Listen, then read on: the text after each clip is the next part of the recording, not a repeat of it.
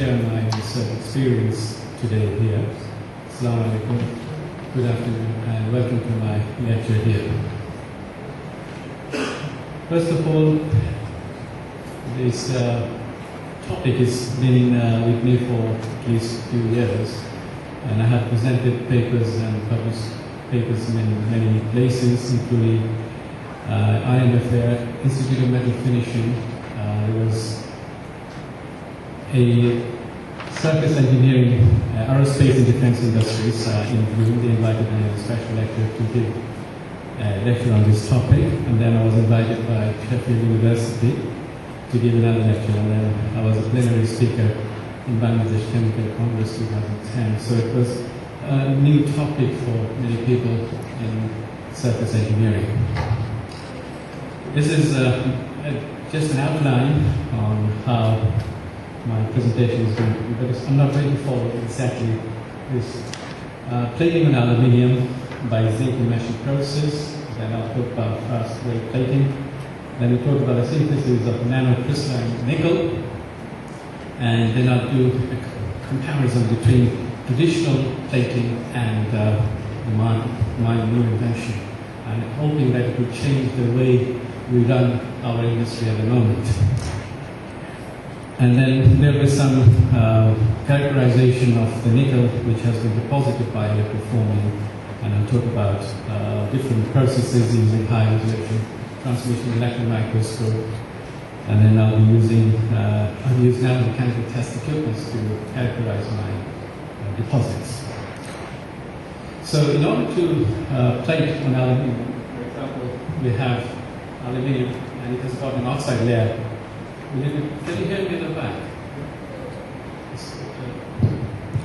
So if we want to electrodeposit on aluminium surface, and we know that there is an oxide layer, which is about maybe 2 nanometers or 18 angstrom, it forms instantaneous on the surface of aluminium. So in effect, it makes the metal impossible to be electrodeposited because this oxide layer is non-conductive. So when you do electrodeposition, we have to have 2 conducting materials. So it makes it impossible so for the last 100 years, we have a zinc process where we have to remove the naturally occurring oxide layer and then etch, and by displacement reaction, we put a layer of zinc or tin, and then we can have the plating done on the surface of aluminium. And the function is to deposit the metal. There are different commercially available processes. This is something I took from the internet. And this is an immersion process for coating of pre-plating treatment of aluminium. And if you want to plate on aluminium, these are the different processes we have to do. I'm not going to talk all about it, just showing that there are different, about 9, 10, 11, 12 processes before we can actually deposit nickel on aluminium surface. So it's quite a long process. At the same time, it's very extensive. So with my plating process, direct plating on aluminium, I have conducted about 5 masters. They've completed my topic with me under my supervision. They've completed 5 topics. So the main process, what I've done used different plating processes. I've used different temperatures, different current densities. I've done adhesion tests and characterization. This is what has already been done. This high-speed electroforming is also electroplating. Electroforming is sometimes when you deposit a higher thickness of material, then we call it electroforming as opposed to electrodeposition. Electroplating, we deposit about maybe 50 from 0.5 microns to about 50 to 100 microns. Now when you deposit about 1 millimeter thick of coating, it becomes electroforming. So you can actually form a product by electrodeposition. So with this process, I have only not deposited metal like aluminium. I also plated on titanium, molybdenum, and stainless steel. They all have a lot of applications in aerospace, in car industry, and household products. So there is a lot of opportunities if we can plate nickel onto the surface of these materials. So I'm going to describe the two processes here.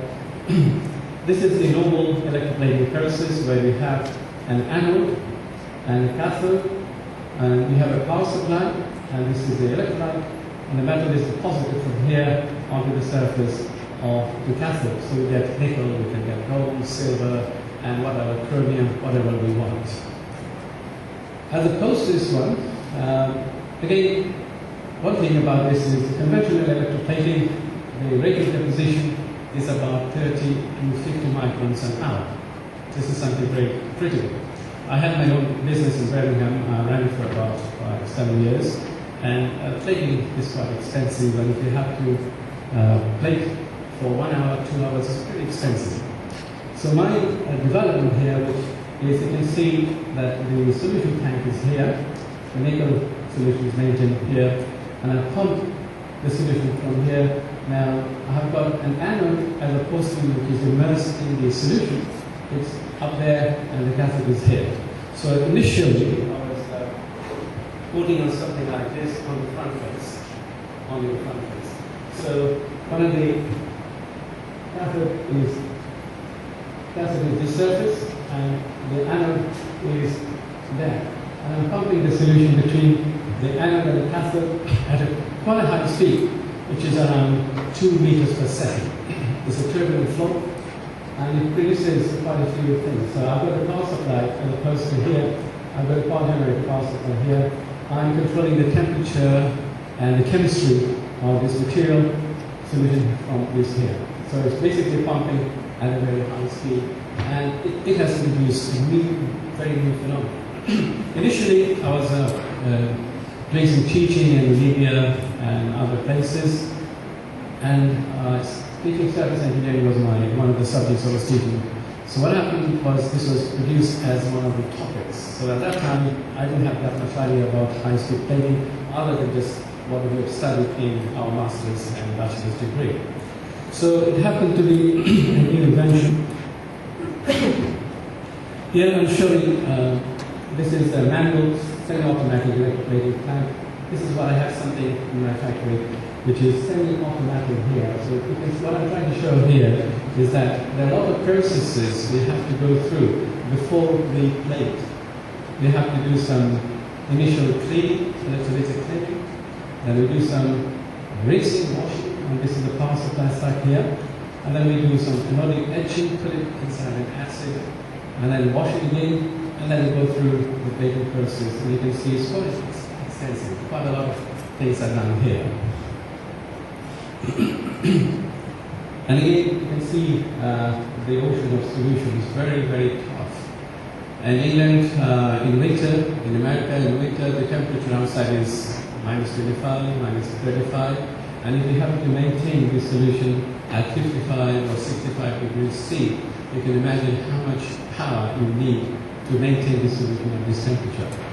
So it's quite an extensive process. So what I'm highlighting here is a need for maintaining this type of temperature and really a lot of solution.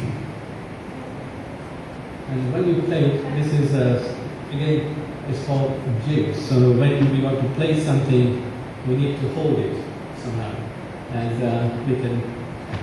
these are the points where you can stick the materials you want to plate, and we can plate many hundreds of pieces at a time by putting inside the plating solution. So this is highlighting some of the things you do, and these are the components which are being plated, plated die casting. Now you can see what I'm trying to show you here is a plating tank.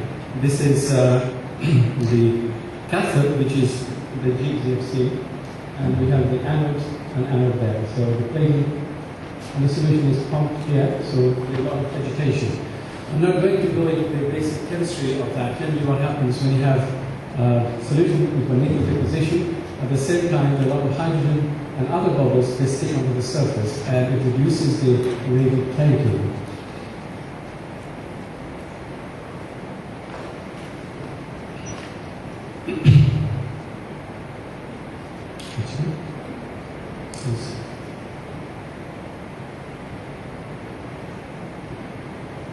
So what's happening here is a lot of agitation. We need to agitate the solution, and that's also quite expensive to maintain. So I'm showing the mechanism of my plating. This is circulation of the solution.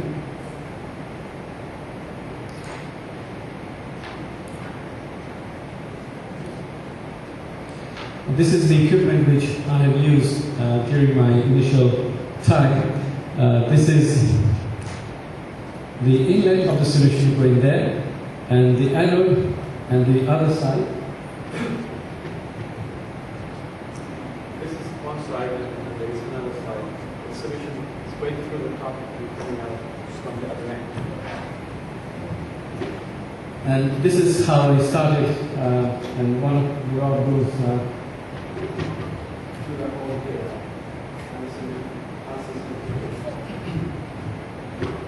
So that was a basic equipment which I have developed quite a long time ago, and from there a lot of things have happened. And this is the improvement, and hopefully this will be the way we'll do electroplating on aluminium in the future.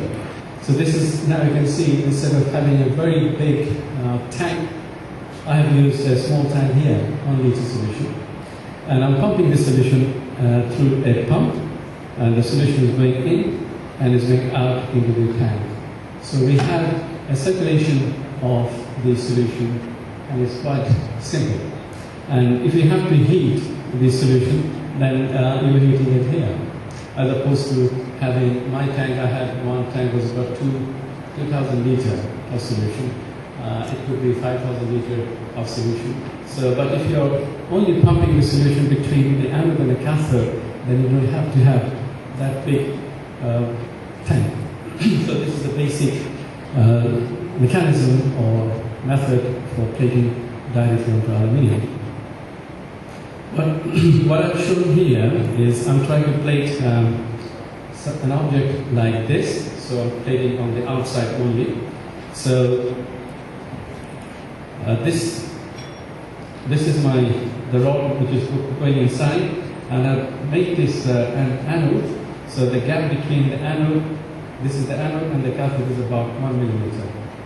So I'm forcing the solution from here into that gap of 1 millimeter. So the gap is very important because that gap creates the difference between removal of the oxide layer by high speed movement of the solution. So I can also plate something like this by modifying the process, so solution will go inside. So this is something more of industrial things which will be developed as I go along in the future.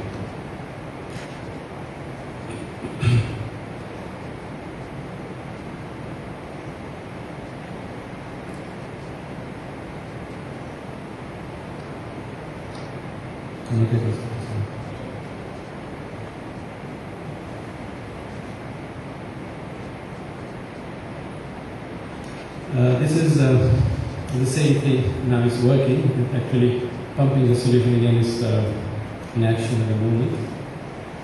So it's not, I think, very difficult. And what I'm showing here is that the cathode which has been plated on the surface.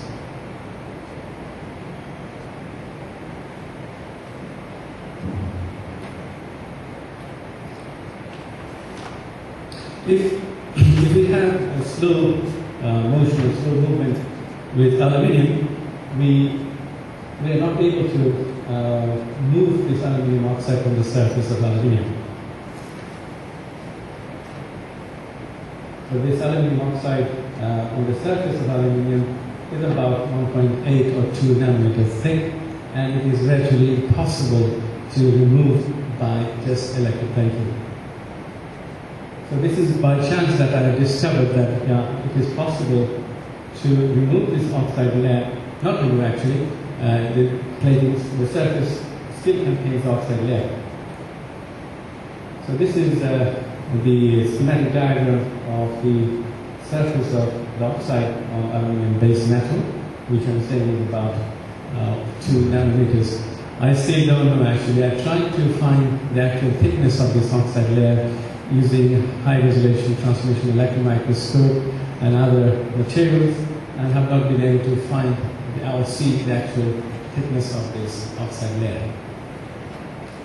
But however, the oxide layer exists.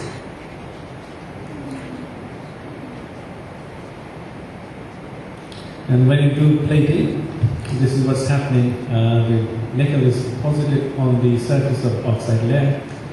And there are many theories at the moment I have to put forward to prove how this has been possible to deposit nickel, which is Na2+, onto a non-magnetic surface or non-electrolytic, non-conducting surface.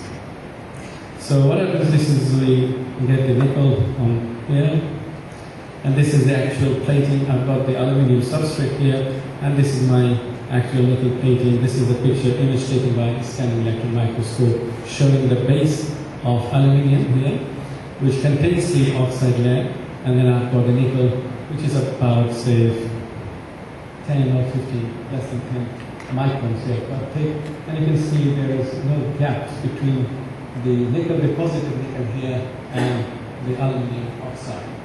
So if there were any gaps or porosities or difference, then they would peel off from here. So this is an example to show that the adhesion between the base metal, regardless of what we have got here, the level of adhesion is very, very good.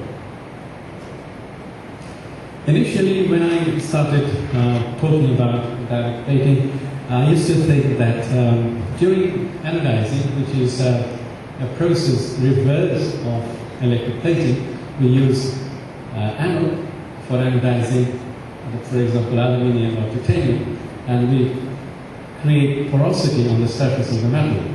So after anodizing, we have porous oxide, and the yellow one is a fine compact oxide, the 2 oxide. This is again at nano level, it's not microscopically seen very well. So I used to think that maybe this is different types of anodizing. We get different porosity on the surface, and we can actually increase the porosity by different processing of anodizing. So we can use different chemicals, we can use different processes. So I used to think that maybe initially aluminium has got this oxide layer in there, and as I go start plating, it goes through the porosities of this material. But in fact, it was not the case, because as received, aluminium doesn't have this porosity. And when I spoke to IDEON in New York and other places, they tell me that we do not make nanorods on the plate surface of aluminium. Nanorods are made after anodizing. So my thinking was not quite right. So even from this particular metal finishing, they told me that we do nanorods on the surface of aluminium after oxidizing the surface, which is anodized surface. So that was something I couldn't explain how I managed to plate directly with aluminium or aluminium oxide. Now I'm going to talk a little bit about the deposits. When you deposit directly onto the surface of metal, for example, for ordinary plating, like here and many places, the deposits is not nanocrystalline. As plated, they are quite big, but in here you can see that we have lots of small nucleation taking place here. So as a solution goes past at a very high speed, there are lots of nucleation taking place, and they start to grow. And as I go on to high magnification, it's showing the mechanism, as I do in material science, and the nucleation and growth is a very basic science of depositing materials. So you can see that these dots, little things which you have seen here, are actually a lot of things happening on the surface. So if I go a bit on a higher magnification, you can see that there are lots of nodular structure, and these structures are quite different from what we see in normal electroplating. So I'm just going up higher, and you can see the surface is not porous. You know, the grains, they have fully grown, thickened, and there's no gaps between the grains, which is very important. And as you go higher, and you can see these are the special things. This is at 20,000 magnification using high resolution electron microscopy. This is at 50,000. You can still see this.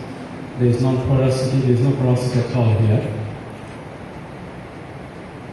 And it shows that as I measure the particles here, as deposited, this is the initial nucleation which is taking place, and the surfaces, they contain about 12 nanometer size of particles, and 28, 25. So anything, there is no definition of nanomaterials as such, but we understand that anything which is less than 100 is classed as nanomaterials. So all the particles as deposited, what we can see is less than 25 or even less. And I will show you some high resolution transmission electron microscope image, and you can see that this is the surface, and we have measured the diameter of the particles which I've seen shown in the SEM, and this is even smaller, about 6 nanometers and even 4 nanometers in size. So we can actually see that due to the high movement, high-speed movement of the solution, it has been possible to deposit or nucleate nickel on the surface of the surface of aluminium. It didn't only stick on the surface, but it actually produced very, very fine particles. Now we know that nanocrystalline materials have very important mechanical properties in terms of wear resistance and other engineering applications. I have a supplier in the USA. Now he's asking me, can you plate on steel as well? So he's going to work as my agent in the USA, and he wants to work and continue to supply the whole of the USA. So because we have this nanocrystalline material, and it has got very important characteristics.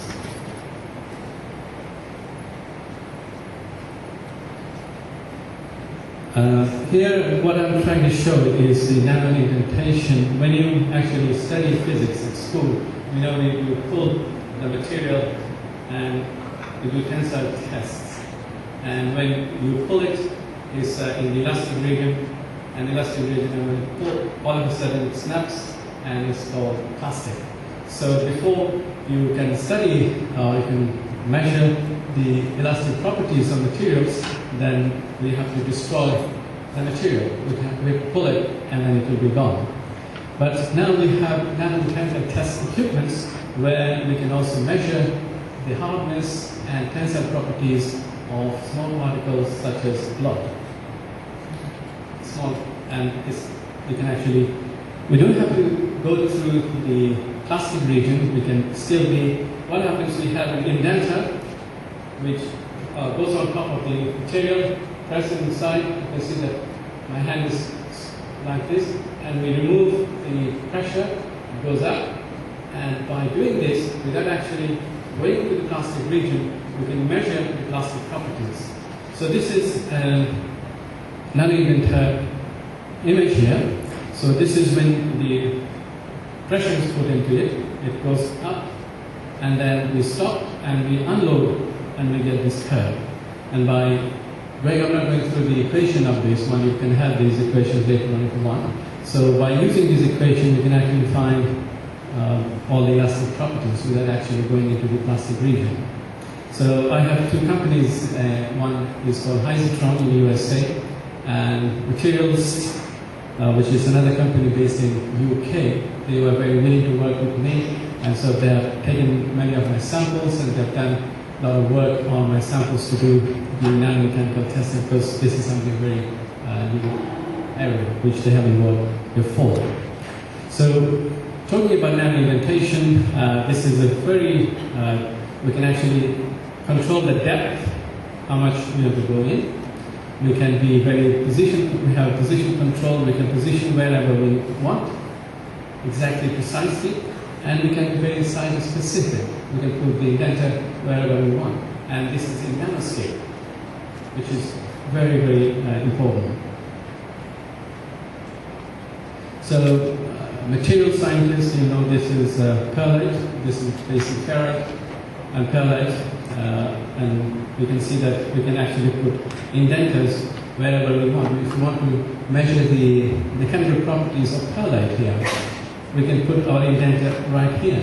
Or if we want the ferrite, we can put indenter here and the ferrite. We can actually be more slightly specific. And I have, when I talk about nanoindentation for novel scientists, I also present some other information on how to use the nanoindenter. Here, this is an example of my sample. You can see that this is the indenter when it went up and when it is released. So as it goes from left to right, this is the increase in the depth of how much the material has gone in. So naturally, if the indenter goes there, that means my material is very soft. And if it's there, it's quite hard. So when I've got my nickel is here, so it's quite hard. The red one is nickel. This is the nickel, and the cross section. I'm actually looking at the cross section of the metal. So they have aluminium, which is quite soft, and this is nickel. So this is micromaterials in nuclear. So they have not been able to detect my interface, which is the aluminium oxide. So this is again low load aluminium. It has also shown that nickel has got different higher hardnesses, stiffnesses, higher coefficient, and friction. So with this nanoindentation process, I have been able to show the differences between the coating itself and the deposited metal. But what I was looking for is the interface. What happened to my oxide layer? People say there is an oxide layer, and whether I've been able to remove it or not, that was a question which was unanswered. So this is a Hussain in the USA. So I told them, look, I want to detect my interface. So when you have plated on aluminium, we have got a section of nickel, and then in between sandwiched is the oxide layer, and then you have got the basis, which is the aluminium itself. So we're looking at the cross section. So what we had decided that let us see if we can find the interface. So what they did, they made an indent here, one indent here, one indent here, and hoping, and also we went right across from left to right and from top to bottom. And what we were looking for is that maybe we'll be able to detect the oxide layer, which is 1 nanometer, or 2 nanometers, or 50 nanometers. It was not known at that time. So now you can see that I have been able to find 3 different nanoindentations. The red one is nickel, plated nickel as a positive, and then I've got the green line here, which is the oxide layer, and then I've got the blue one, which is the base material aluminium. Okay, then we found that there is an existence of an oxide layer, whereas with the previous one, I didn't actually see. Here, I couldn't actually see the oxide layer. I was talking to somebody in Australia. He has got CRIPS. This is also another nanoindentation equipment they sell, and they were saying that we will not be able to see the interface at nanoscale. It must be at least in microscale, micrometers, before we'll be able to see it. So, hydrochrome was quite useful for me, and I have found different values of hardness and elastic modulus of this. And the next slide I'll show.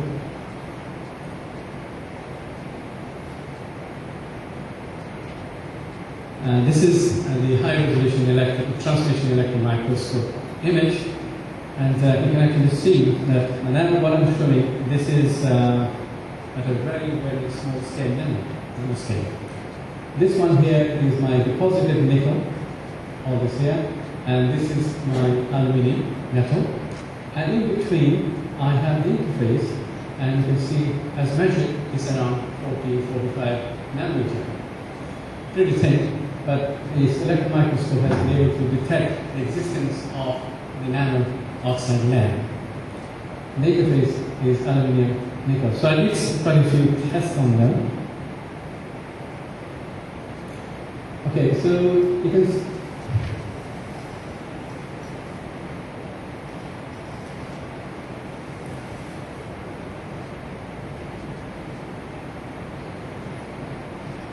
Now, I have done some more. I didn't bring it here today. I have shown that you can see some of these locations, and people who understand material science, you can see there are a lot of things, a lot of information here on the surface of nickel and aluminium.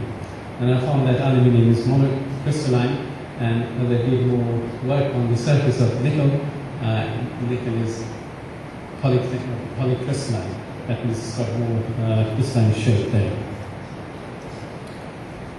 So another question was that how we have, this is showing the nickel, which is going past here. This is nickel solution, right? We have a force, the electrostatic force from the anode to the cathode. This is what I'm showing here is when the nickel solution is passing between anode and a cathode. What I'm trying to figure out, this is modeling side, which I have not been able to find out exactly how I could do it. So what I've done is showing that this is the nickel which is going this way, solution at high speed. At the same time, I've got an attraction from the anode, electrostatics, which is going across from here to there to the aluminum surface.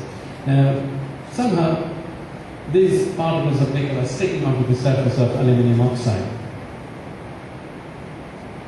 This is one of the ideas which came to my mind, was that this would be like a capacitor.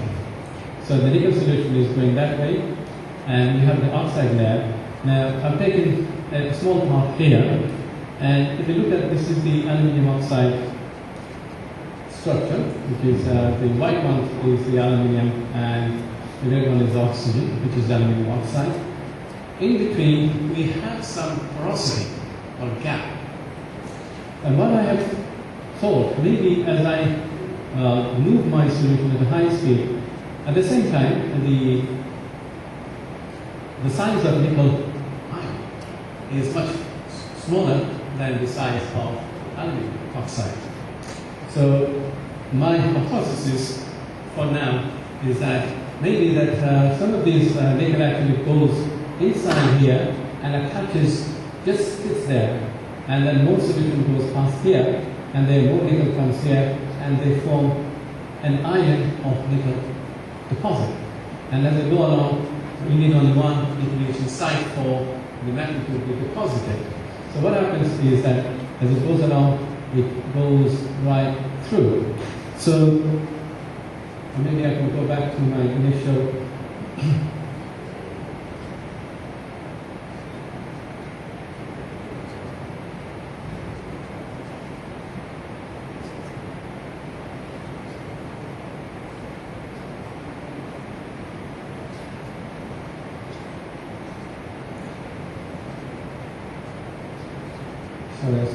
So this is what I'm thinking, that as I go past the surface at high speed, these are the integration which has taken place somewhere between the aluminium oxide and has developed the structure. So this is one of my theories on high-speed electroplating. There is, at the moment, there is no theory on how you can plate an aluminium oxide, which is just something that is going on. And it is more of an industrial product for me. For me, I have got some funding from UTM, MPDC, which is to develop more industrial products.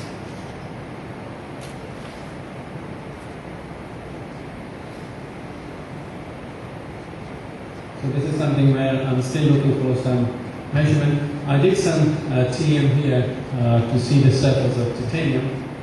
We can actually, we can't really see anything on the surface either using small facilities. So we are coming to the end of my presentation. So this is a supposition of how the mechanism, how metal nickel has been deposited on the surface. Then I've done a lot of testing to show the level of adhesion, how good the adhesion is, if it's good or bad. So it seems pretty good according to some of the standards, but there is no one standard for measuring the adhesion of coating. So we can use, for different applications, we have different testing methods. Now, I have different, for example, I used high current 1 amps, and you can see the metal adhesion is very poor, the metal is coming off. So there is a limit of current, how much current you can put. In normal electrical plating you use very small current, but here I can use up to 1 amp in 1 centimeter area. So the level of current is very high, and there is a maximum current where I can destroy the sample. So these are some of the samples which have been plated, and I think I'll conclude here. So I have introduced the methods of industrial electroplating, highlighted some of the current industrial processes which are available for plating aluminium, and introduced the principles of high-speed electroforming, described the process of direct plating on aluminium, and I have characterized as plated high-speed plated nickel is nanocrystalline structure. Some of my acknowledgements. This work has been funded by MOE, and I've also worked with National University in Singapore and yes, and many of my TEM and HSEM has been done in Saudi Arabia. They have got very excellent facilities for high resolution microscopy, and some of the industrial partners is my Hysotron, Micromaterials, and some of the micrographs I've used have been made by my master's students. And I'm based in physics lab, although I'm materials, but my work is based in physics department. Thank you for your attention.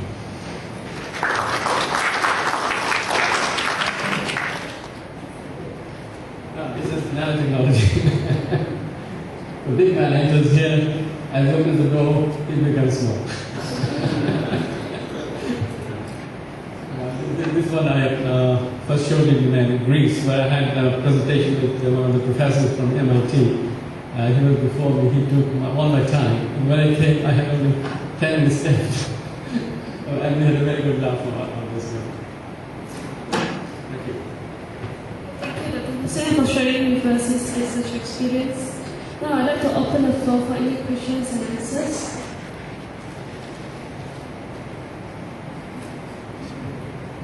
So any questions that you wish to ask Dr. Hussain regarding his research? It's a very... Yes, please.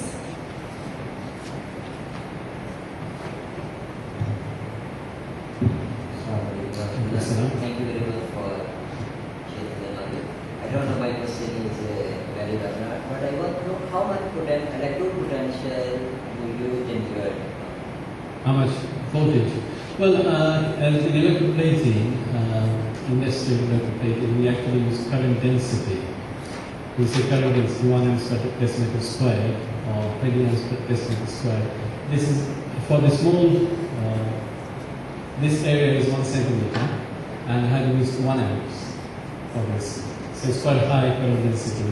Whereas if you do this in normal plating when you have steel or brass, it will actually burn. So because I'm moving the solution at a very high speed, so it is able to reduce the current density effect on the surface of the material, so it doesn't burn. So it's very high current. Have you mentioned how much retention time of solution and the surface of the aluminium? Retention? What do you mean by retention?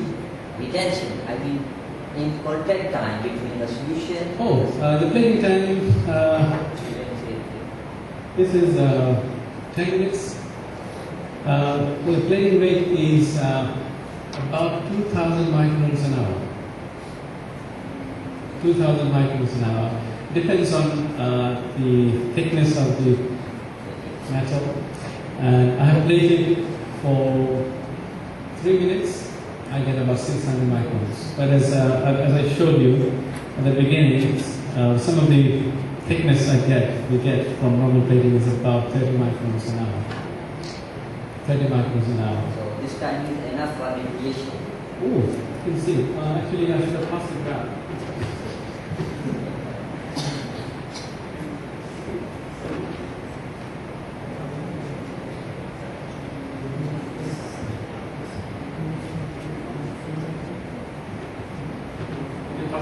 than what you see. It's quite thick. And the level of adhesion is very good as well. It doesn't peel off. I tried to peel off.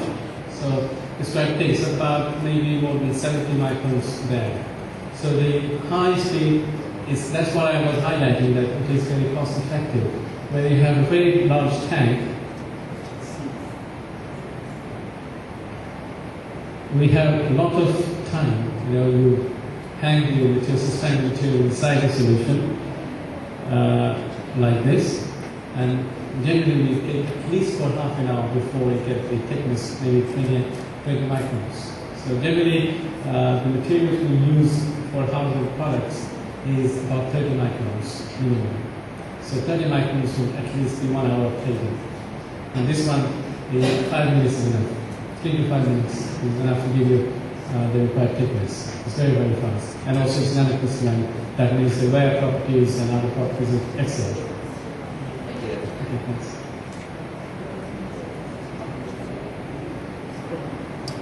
It's something very new, and this will hopefully, I'm thinking that hopefully this, my product will change the things we do now. It will be quite different. Actually, this didn't work.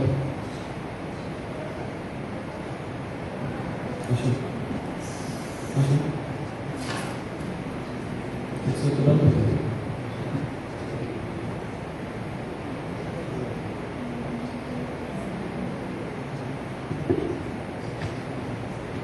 So this is something very new in terms of invention, discovery, and it will probably save a lot of money, a lot of energy in heating too, and also you can increase the rate. Okay, so that is the advantage.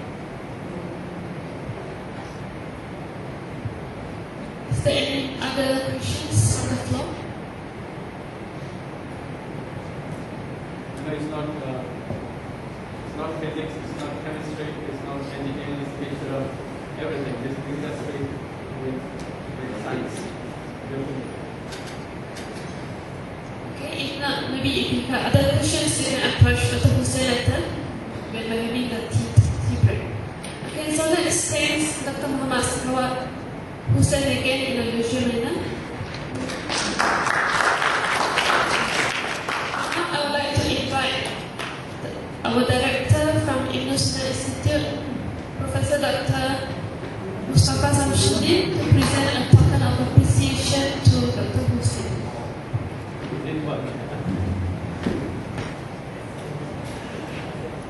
You should wait for the movie first.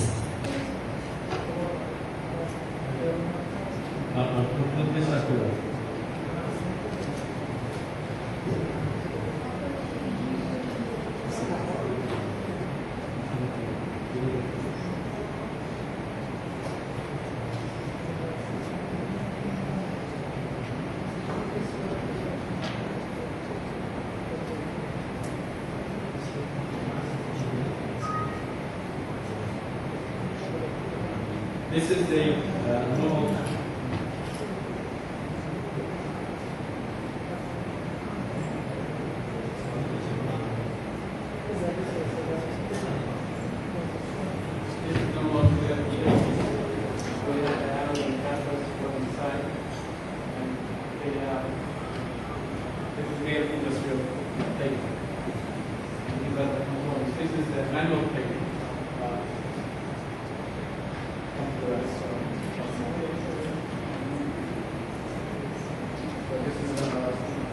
In my case, it will not be a big tank, it will be a small tank, top of the solution, and small scale.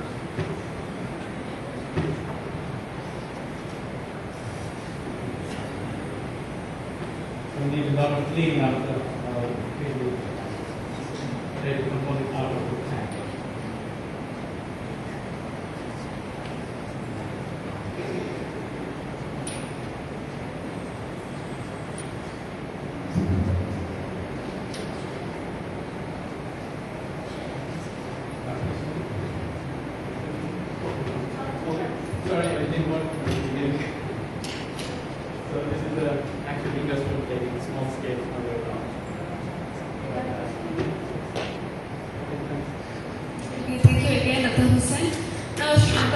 Director, Professor Dr. Mohammad to present a talk to Dr. Hussain for his presentation today.